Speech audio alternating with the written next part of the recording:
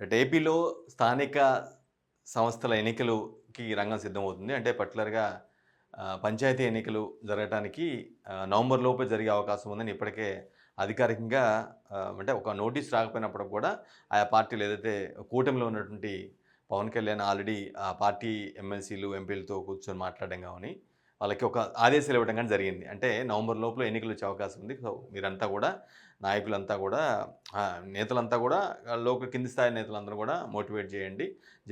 జనాలకి బాగా దగ్గరగా ఉండేలా వాళ్ళతో బాగా కలిసిపోయేలాగా ఉండాల్సిన అవసరం ఉంది. ఎందుకంటే స్థానిక ఎన్నికలు చాలా కీలకమైంది అనేది ప్రాస్పెక్ట్‌లో ఆయన మోటివేట్ చేయడం కూడా జరిగింది. సో, నవంబర్ లోపులోనే వస్తాయి. అంటే ఇప్పటి నుంచి నవంబర్ లోపల ఒక 5 నెలల లోపులోనే స్థానిక సంస్థల ఎన్నికలు, పంచాయతీ సర్పంచ్ ఎన్నికలనేవి జరగబోతున్నాయన్నమాట. అదైతే పక్కా షూర్ అయిపోయింది. సో, ఈ అధికారిక నోటిఫికేషన్ ఇవన్నీ కూడా ఎలక్షన్స్‌కి 2 నెలల ముందో, నెల ముందో వస్తా ఉంటాయి కాబట్టి, సో, ముందస్తుగా ఈళ్ళు ప్లాన్ చేసుకుంటున్నారనమాట. ముందస్తుగానే ఎలా చేయాలి? ఎలా ముందుకెళ్ళాలి? ఏ విధంగా మనం మెజారిటీ పంచాయతీలను ఎలా కైవసం చేసుకోవాలి? అనే దాని మీద దృష్టి పెట్టినట్టుగా అర్థమవుతుంది. ఆ మేరకు జనసేన పార్టీ అధినేత ఇప్పటికే పార్టీ ఎంపీలు, ఎమ్మెల్యేలు, ఎమ్మెల్సీలతో కూడా చర్చించినట్టుగా కూడా మనకి సమాచారం అందుతుంది. ఆఫ్‌కోర్స్ స్థానిక ఎన్నికలు ఏ పార్టీకైనా సరే అంటే లోకల్‌గా వాళ్ళ యొక్క కెపాసిటీ తెలియజేసే ఎన్నికలు ఖచ్చితంగా స్థానిక ఎన్నికలే మనం చెప్పుకోవాలి. ఎందుకంటే అంటే ఆఫ్‌కోర్స్ 5 ఏళ్లకు ఓసారి వచ్చే ఎన్నికలకి ఆ సమయంలో ఉండే రాజకీయాలు వేరుగుంటాయి. ఈ లోకల్‌గా ఇదొక సన్నాహం లాంటిది ఓ మాట చెప్పాలంటే. పంచాయతీ సంబంధించి సర్పంచ్ ఎన్నికలు ఇవన్నీ కూడా ఎలక్షన్ 5 ఏళ్లకోసారి జరిగే జనరల్ ఎలక్షన్‌కి ఒక సన్నాహం లాంటివన్నమాట. అంటే ఇక్కడ ఈ ఫలితం లోకల్‌గా వచ్చే ఫలితాన్ని బట్టి ఆ సమయంలో కొంత మార్పు ఉండి జరుగుతుంది. అంటే కంప్లీట్‌గా మార్పే ఉండదులే గానీ కొంత మార్పు అయితే సహజంగానే ఉంటది.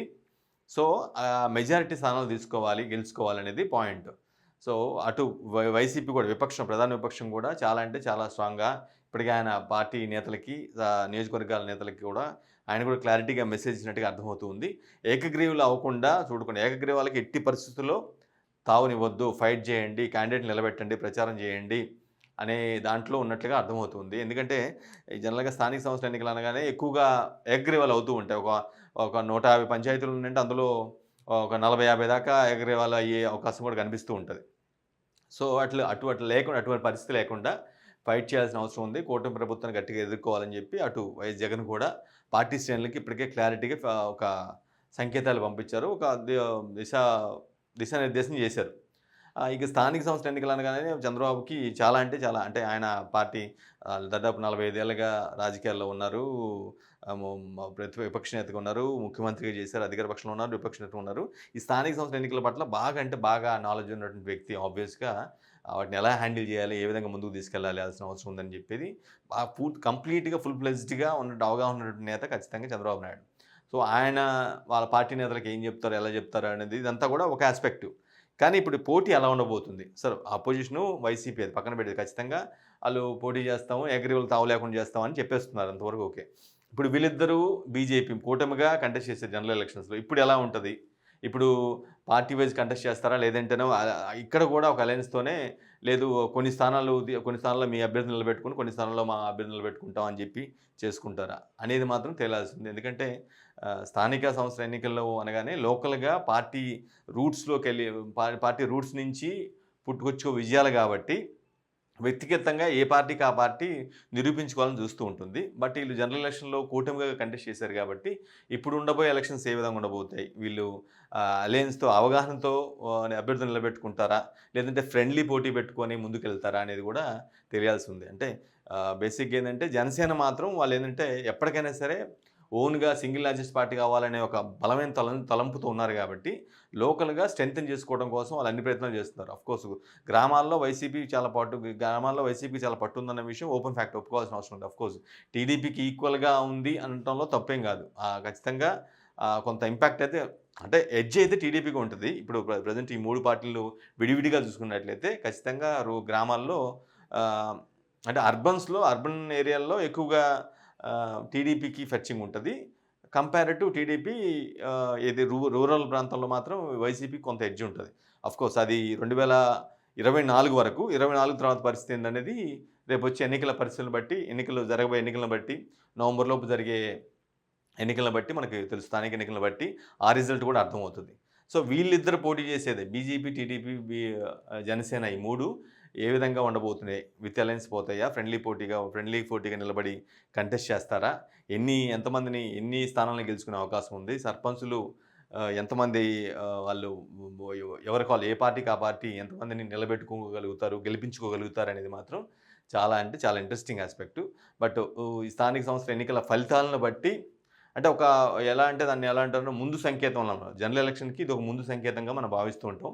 అంటే మేజారిటీగా ఏందంటే దశాబ్దాలుగా మనం చూస్తుంది ఏందంటే ఏ పార్టీ అధికారంలో ఉంటే ఆ పార్టీయే ఎక్కువగా స్థానాలను గెలుచుకుంటుంది. స్థానిక సంస్థలు ఇవి ఎంపీటీసీలైనా, జెడ్పీటీసీలైనా, సర్పంచ్‌లైనా, పంచాయతీలైనా ఏదైనా సరే అధికార పార్టీ ఏదైతే ఉంటుందో వాళ్ళకి ఎక్కువ ఫెచ్చింగ్ ఉంటుంది. 2019లో కూడా మనం చూసాం. వైసీపీకి ఎడ్జ్ ఉంది, ఫెచ్చింగ్ ఉంది. ఎక్కువ స్థానాలు గెలిచాయి. అంతకుముందు 2014లో ఏ బై ఎలక్షన్ వచ్చినా, ఏ స్థానిక ఎన్నికలు వచ్చినా సరే టీడీపీ గెలిచింది. సో, ఇప్పుడు కూడా అంతకుముందు కాంగ్రెస్ కూడా 2014 ముందు కూడా కాంగ్రెస్ అధికారంలో ఉన్నప్పుడు 2004 నుంచి ఆల్‌మోస్ట్ 14 వరకు అధికారంలో ఉంది కదా! అప్పుడు కూడా ఆహ్, అధికార పార్టీలో ఉన్న కాంగ్రెస్‌కే కొంత ఎడ్జ్ కనిపించింది. అంటే స్థానిక సంస్థల ఎన్నికల విషయానికొచ్చినట్లయితే. సేమ్ అలానే ఇప్పుడు కూడా అధికార పార్టీకే ఉంటుంది. బట్ వీళ్ళెలా ఈ ముగ్గురు కలిసి ఏ విధంగా మొబిలైజ్ చేసుకుంటారు? ఏ విధంగా అవగాహనతో ముందుకెళ్తారు? ఎన్ని స్థానాల్ని ఏకగ్రీవాలని చేసుకునేందుకు ప్రయత్నిస్తారు? ఇవన్నీ కూడా మంచి ఇంట్రెస్టింగ్ యాస్పెక్ట్స్‌గా ఉంటాయి. బట్ ఆఫ్‌కోర్స్ వీరిలో ఈయనకి చాలా అంటే చంద్రబాబు నాయుడు గారికి చాలా అంటే చాలా అవగాహన ఉంది కాబట్టి స్థానిక సంస్థల ఎన్నికల పట్ల ఎలా ఎలా మొబిలైజ్ చేయాలి? ఏ విధంగా ముందుకెళ్ళాలి? ఎలా గెలుచుకోవాలనే దాని మీద పూర్తి అవగాహన ఉంది. సో, ఆ తర్వాత అంటే వీళ్ళు ఆహ్, పవన్ కళ్యాణ్ పార్టీ ఏంటంటే ఖచ్చితంగా రూరల్‌గా మనం స్ట్రెంథెన్ అవ్వాలి. ఆ 2 పార్టీలు సెటిల్ పార్టీలు ఖచ్చితంగానే వాళ్ళు స్ట్రెంథెన్‌గా ఉన్నారు. ఇది 4 దశాబ్దాలుగా ఉంది ఈ పార్టీ. అదేమో ఒక 15, 18 సంవత్సరాలుగా ఉన్నటువంటి పార్టీ. వాళ్ళకి రూరల్‌గా, గ్రామాల్లో మంచి పట్టే ఉంది నో డౌట్. బట్ మనం వ్యక్తిగతంగా ఇన్ ఫ్యూచర్ ఏదన్నా ఇప్పటికైతే కూటమిలో ఉన్నాం. 10 ఏళ్ళో, 15 ఏళ్ళైనా కూటమిలోనే ఉంటాము. అది వేరే విషయం. కానీ మున్ముందు భవిష్యత్తు అవసరాల దృష్ట్యా పార్టీ స్ట్రెంథెన్‌గా ఉండాలంటే, మనం రూట్స్‌ని క్రియేట్ చేసుకోవాలి. చాలా బలంగా ఉండాలి అనేది పవన్ కళ్యాణ్ వ్యూహంగా కనిపిస్తుంది. అందులో భాగంగానే ఆయన ప్రత్యేకంగా మీటింగ్ పెట్టుకొని ఎంపీలు, ఎమ్మెల్సీలు, ఎమ్మెల్యేలకి చాలా అంటే చాలా హితబోధన చేశారు. నాయకులంతా సిద్ధంగా ఉండాలని, ప్రజలతో బాగా కలిసిపోవాలని జెప్పేసి, ఇప్పటి నుంచి ఆ సన్నాహాలు చేసుకోవాల్సిన అవసరం ఉంది. సో దట్ ఆ సమయం కల్లా మనం స్ట్రెంథెన్ అవుతాం అనేది ఆయన పాయింట్‌కి అర్థమవుతుంది.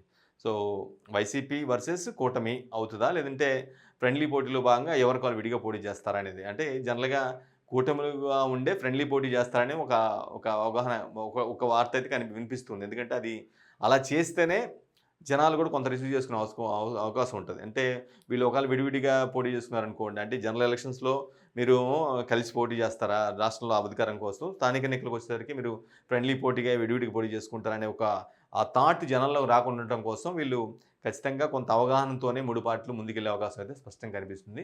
చూడాలి మరి ఏమవుతుందనేది నవంబర్ లోపల జరిగే స్థానిక సంస్థల ఎన్నికలు ఎన్ని పంచాయతీలు ఎవరు గెలుచుకుంటారు? సర్పంచులు ఏ పార్టీ వాళ్ళవుతారనేది కూడా తెలియాలంటే ఖచ్చితంగా కొన్ని రోజులు మనం ఖచ్చితంగా ఆగాల్సిందే.